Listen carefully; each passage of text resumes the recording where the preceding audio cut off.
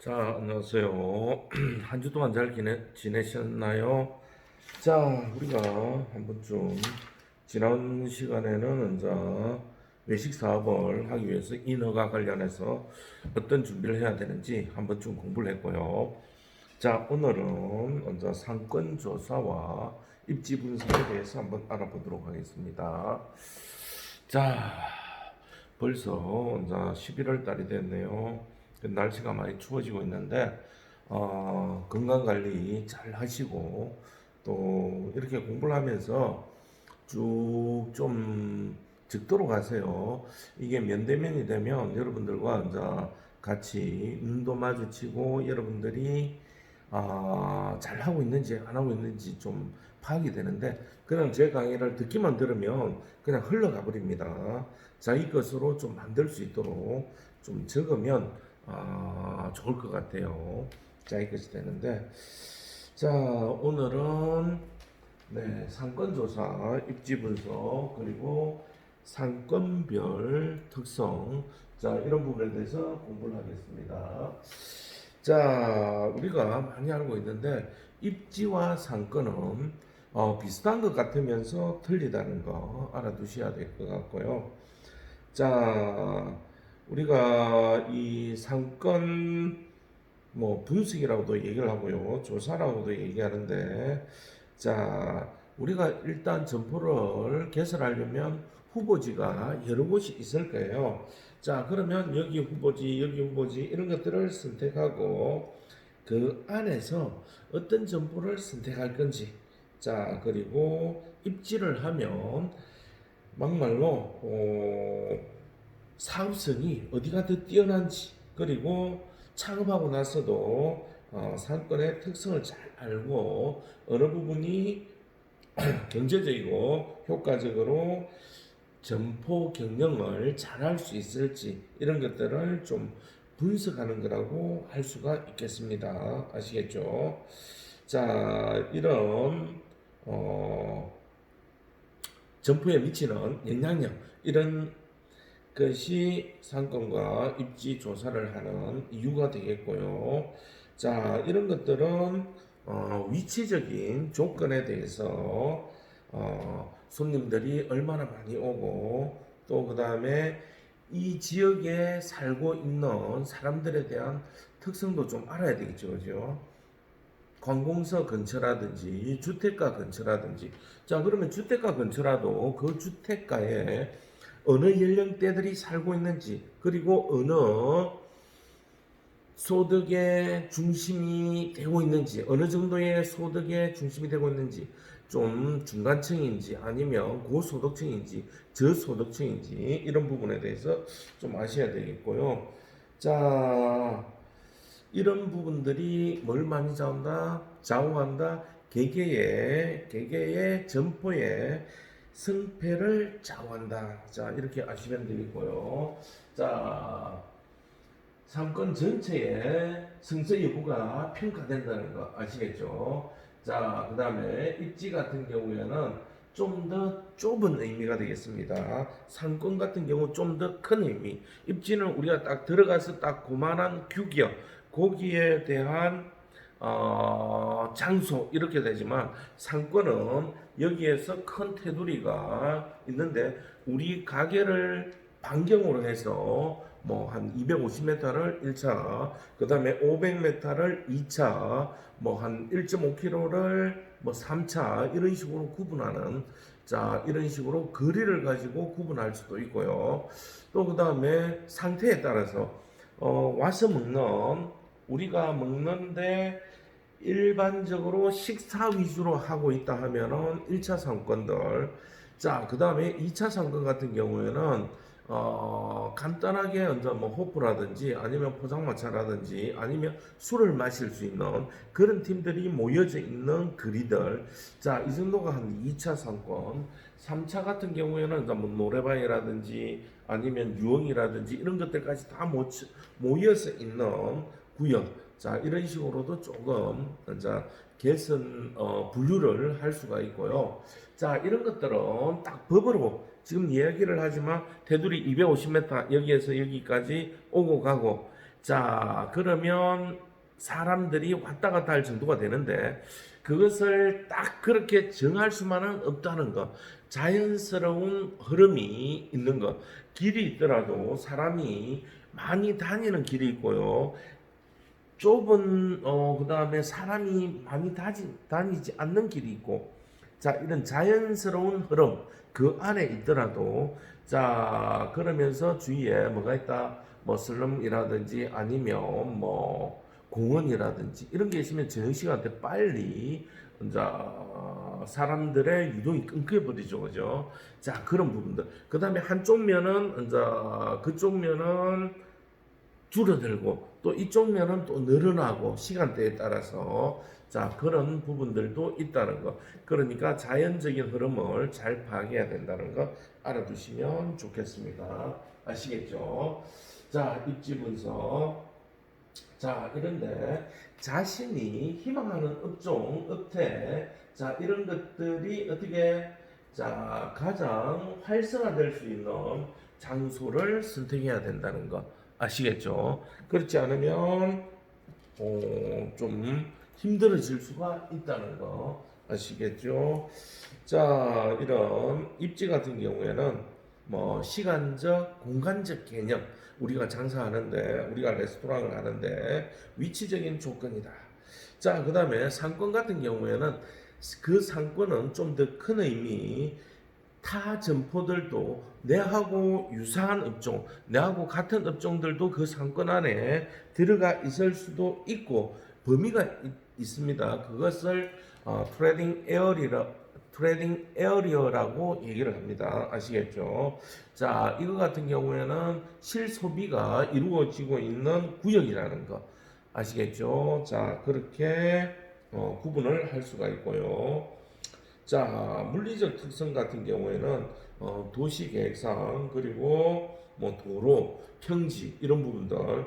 자, 그다음에 이런 부분을 입지라고 할 수가 있고, 상권 같은 경우에는 뭐 대학가 주변에 여러분들 대학이 있다면 그 뒤쪽에 후문 쪽으로 오히려 더 발달이 되어 있다. 정문 쪽이 아니라, 자, 그런 부분이 있고, 그다음에 역세권 뭐 기차역이라든지 지하철역이라든지, 자, 그 다음에 아파트 단지 앞에 있는 상권, 자, 이런 부분은 상권이라고 얘기를 하죠, 그죠? 자, 번화가 이런 식으로 얘기를 할 수가 있고요. 자, 그 다음에 이제 키워드는 포인트라고 얘기를 하는데, 이 포인트는 뭐 점으로 이제 표시를 하잖아요.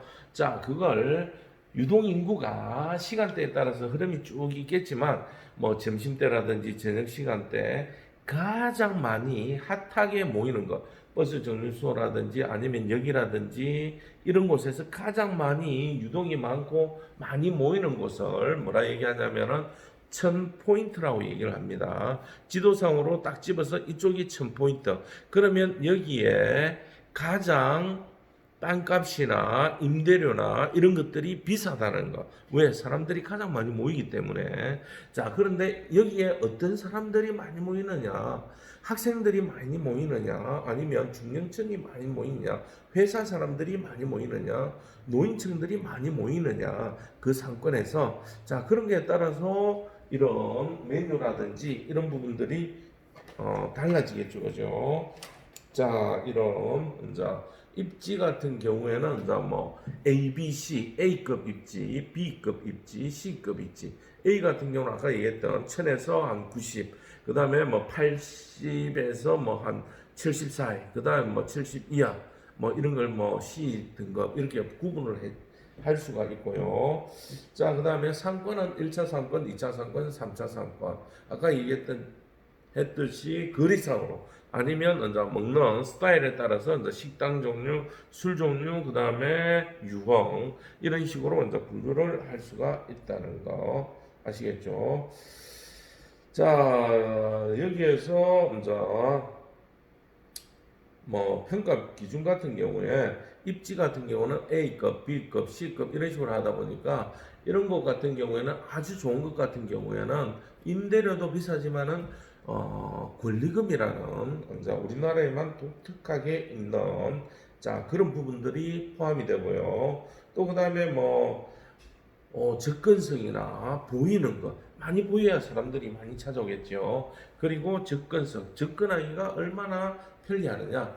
자, 이 먹거리 같은 경우에는 사람들이 판단을 할 때 지나가다가 아니면 향기나 아니면 고소한 냄새, 뭐 커피라든지 아니면 고기 굽고 있는 냄새. 그랬을 때 이제 사람들이 또 허기질 때 갑자기 느꼈을 때 보이면 어느 정도 들어가야지 하는 그런 심리가 먹는 것 같은 경우에는 굉장히 강하다. 그러면서 이제 이런 먹는 것 같은 경우에는 빨간 거. 왜 빨간 거예요? 과일 익으면 빨갛게 되잖아요. 그렇게 되면 영양분이나 아니면 고기 구운 색깔 조금 골든 브라운색 이런 것들은 인간이 과거에서부터 쭉 먹으면서 축적되어 온 거예요. 아주 파란 거라든지 아니면 좀 버섯 색깔 이런 것들은 먹었을 때 사람에게 위해가 가해질 수 있기 때문에 사람들이 본능적으로 거부를 하게 되어 있습니다. 아시겠죠? 자, 그래서 이제 자기 간판들이 좀 더 잘 보이고 또 그 다음에 들어올 때 잘 찾아오고 오는데 걸거침이 없도록 뭐 층이 높다든지 2층에 있다든지 이러면 조금 힘들어지겠죠. 그죠? 자, 이런 부분들이 있다는 거 알아두시고요. 자, 이런 이제 상권이나 아니면 입지 분석 같은 경우에는 내가 업종을 했을 때 가장 활성화가 될 수 있는 장소를 선택해야 된다. 자, 그 다음에 이렇게 하는 이유는 그렇게 되었을 때 어떤 걸 예상할 수 있다? 자, 매출을 예상할 수가 있다는 거 아시겠죠? 자, 이런 것들을 뭐에 단순히 보고서에만 의존하면 안 된다는 거. 직접 가서 각종 업태나 주위에 뭐가 있는지도 확인을 하고 또 그 다음에 뭐 독립적인 건물인지 복합형 건물인지 상가하고 주택하고 또 그 다음에 뭐 층수별로 고객의 흡입력이 어떻는지 이런 것들 그리고 유동인구 또 그 다음에 통행량 이런 것들도 조사하면 좋겠죠. 자, 예를 들자면 병원 같은 경우 인근에 병원들이 많다. 그랬을 때 커피숍이나 이런 것들 그러면 의사나 간호사나 아니면 그 병원을 찾으면서 간단한 뭐 선물 줄 때 굉장히 편리하게 많이 판매가 되겠죠. 그죠? 그런 수요하고 그런 종류하고 식음료 종류하고 같이 매치가 되면 아주 뭐가 될까요? 성장할 수 있는 그러한 여건이 되겠죠. 그렇지 못할 경우에는 어떻게 되나요? 좀 힘들 경우가 있잖아요. 자, 그 다음에 남자들이 많이 모이는 곳 어디가 있어요? 뭐 경찰서, 법원 이런 곳 같은 경우 그런 주위에는 많은 사람들이 뭐 물론 여성분도 일을 하겠지만 그래도 남성 비율이 높고 밤에도 일을 하고 또 밤늦게까지 일을 하면서 또 뭐예요? 또 스트레스를 많이 받다 보니까 술이나 이런 걸 많이 하면 그럼 그 주위에는 어떤 것들이 좋을까?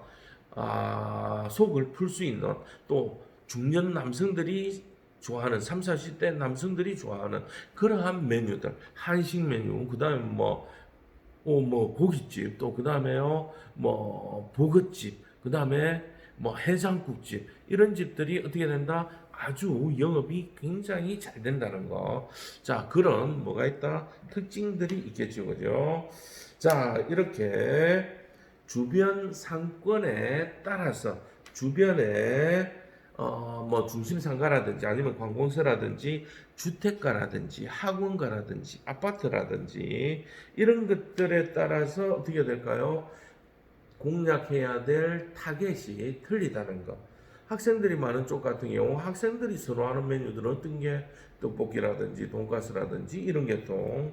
자, 이런 식으로 좀 파악을 해야 되고 또 그 다음에 그런 것 같은 경우에는 또 몰려가 있어요. 비슷한 업종이나 아니면 유사한 업종들이.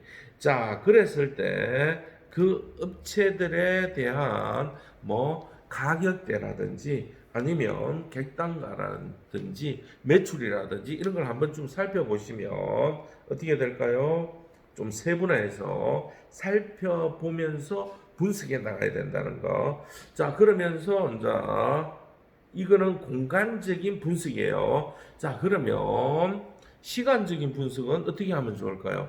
자, 그런 관공서나 기타 등등 있으면 아주 많이 몰릴 때 언제? 점심때. 자, 그러면 그 점심때나 아니면 아침에 출근하기 전에 뭐 식사를 한다든지 그렇게 많이 몰리는 시간대. 또 그 다음에 요일별로 차이를 공간적인 개념과 시간적인 개념을 파악해서 알아야 된다는 거. 자, 그러면 공간적인 부분은 앞에서 얘기를 했고, 시간적인 부분은 아까 좀 전에 얘기했잖아요. 점심시간, 저녁시간 때는 뭐 그거 먹으면서 한 잔 더 할 수 있는 부분들.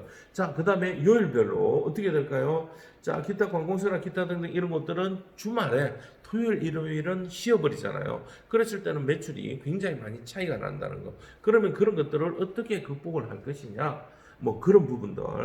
자, 근데 평일은 어느 정도 된다. 그러면 금, 토, 일 이렇게 이런 부분 같은 경우에는 가족들을 유입할 수 있는 방법들 이런 것들도 한번 좀 생각을 해보면 좋겠죠. 왜냐하면은 이미 투자되어 있는 자본, 투자되어 있는 시설이 되어져 있는 건물, 그 다음에 우리가 재료가 준비가 되어 있다면은 최대한 매출을 올려야 좋겠죠, 그죠? 자, 그런 부분들까지 생각을 해야 된다는 거. 자, 그냥 뭐 포기해버리면 할 말은 없습니다만은, 자, 그러면서 다양하게 우리가 배달을 만약에 간다면,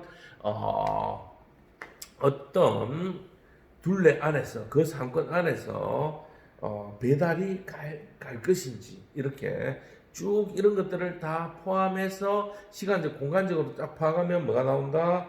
매출 목표를, 이 입지에서 우리가 매출 목표를, 어느 정도까지 가능하겠다. 비슷하게 생각을 할 수가 있겠죠. 그죠? 그러한 자료를 얻어야 된다. 그 무엇을 바탕으로 그 주위에서 이미 영업하고 있는 가게들을 바탕으로 해서 자, 그리고 이걸 총체적으로 좀 이해를 해서 이 상권들은 사람들이 이 길을 선호하고 이쪽 지역은 자동적으로 사람들이 좀 더 안 오고 또 그 다음에 이쪽 같은 경우에는 어느 연령층이 많이 오고 그 다음에 이 연령층들이 좋아하는 음식들은 어떠한 것이 있는지 알고 아시겠죠? 자, 이런 장단점을 잘 분석하면 뭐가 나온다? SWOT 지난 시간에 얘기했듯이 우리에게 강점과 약점을 파악할 수 있는 기회가 되고 이것을 가지고 문제가 되는 것들은 최대한 극복을 하도록 하고 강점들은 활용을 해야 된다는 거 아시겠죠? 그래서 내부적인 요인과 외부적인 요인을 가지고 강점과 약점을 가지고 분석하고 극복을 해야 된다는 거 알아두셔야 되겠습니다.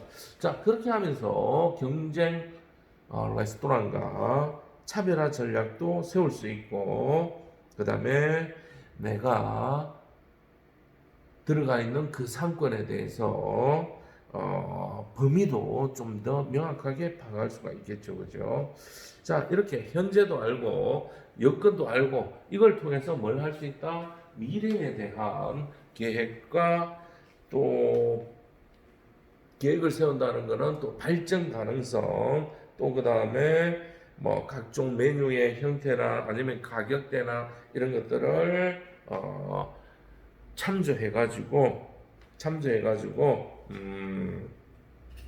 활용을 할 수가 있다는 거 이런 것들이 중요하다는 거 그냥 형식적으로 하면 안 되고 실질적으로 발품을 팔아서 해야 되고 손님들 지나가는 거 시간대별로 지나가는 거 이런 것들도 좀 확인을 제대로 해야 된다는 거. 좀 게으르게 하면 어떻게 되냐면은 문제가 발생될 수 있다는 거. 우리 같은 경우도 옛날에 언제 가게를 여는데 중소도시 같은 경우 자 프랜차이즈 같은 경우 열 때 어떻게 연다? 한 개에서 10개가 되기까지는 굉장히 힘들어요. 한 10년이 걸릴 수가 있어요. 10년. 그런데 10개에서 100개까지 되는 데는 또 몇 년? 10년밖에 안 걸려요. 자, 같은 10년인데 이렇게 10년, 그 다음에 10년, 이거는 굉장히 큰 차이가 있다는 거. 1개에서부터 10개까지 되기에는 힘들지만 10개에서 100개 되는 거는 굉장히 쉽게 굴러간다는 거예요. 자, 그런 부분들이 이런 자료들을 바탕으로 해서 된다 안 된다는 그런 개념들이 굉장히 많이 노하우가 축적되어 있기 때문에 그렇습니다. 아시겠죠? 우리 같은 경우는 중소도시 같은 경우 들어갈 때, 자, 처음에 가서 선택시를 계산하는 거예요. 유동인구가 사람들이 왔다 갔다 하는 걸 계산해 봤을 때, 대박이다. 자, 예를 들자면은 그래요. 자, 여기가 1000포인트다. 자, 그랬을 때 유동인구가 뭐 하루에 10,000명이다. 자, 실질적으로 그렇게 해서 이제 파악이 된 거예요. 지나가는 걸 이제 눌러가지고 파악을 했는데, 이 도시가 어떻더라 중소도시다 보니까 다른 데 갈 곳이 없더라. 사람들이 별로. 그래서 어떻게 한번 나오면 이 거리를 뺑뺑뺑뺑 한 두세 바퀴 돈다는 거예요. 그러면 어떻게 된다? 자, 세 바퀴를 돌면 세 배가 튀겨져 있는 거예요.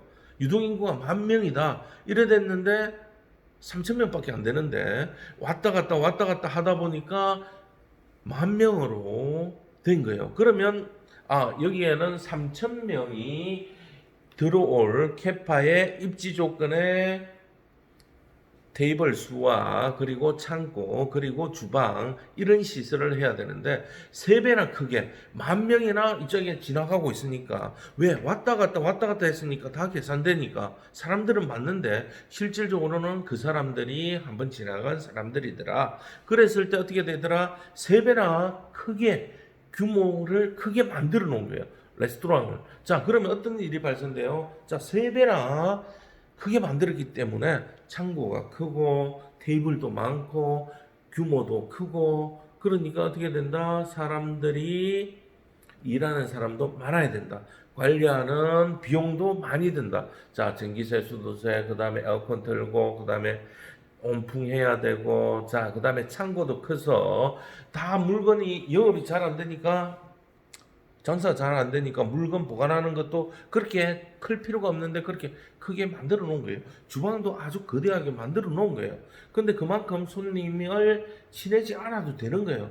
그럼 효율적인 부분에서 굉장히 낭비가 되고 투자 비용도 많이 들어갔고 유지 비용도 많이 들어가고 손님은 적게 오고 자 이런 식으로 입지나 상권 분석을 잘못하면 어떻게 된다? 굉장히 시간이 흐른 후에 자 계약은 5년 10년 해놨어요. 요즘은 평균 5년이죠 그죠? 기본 5년이죠 그죠? 자 그러면 어떤 현상?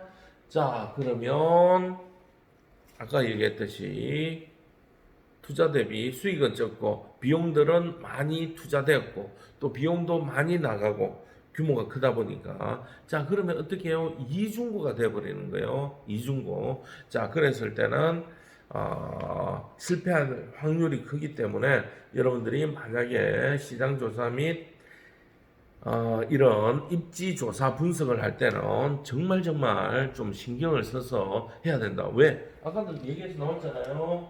이런 성패가